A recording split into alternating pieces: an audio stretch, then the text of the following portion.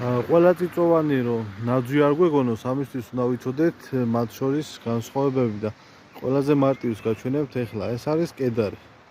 რო არ დავიწყო ახლა თვითონ წიწვის ნაძვისა და კედრის წიწვებს შორის განმასხვავებელი გარეგანი ნიშნების აღწერა, მარტივად მეთქით როგორ უნდა მოიცნოთ, როდესაც შეხვდებათ კედარი და არ გეგონოთ ნაძვი. ანუ დააკვირდით კენწეროებს, ანუ კედრის კენწერო ყოველთვის არის თავდახრილი.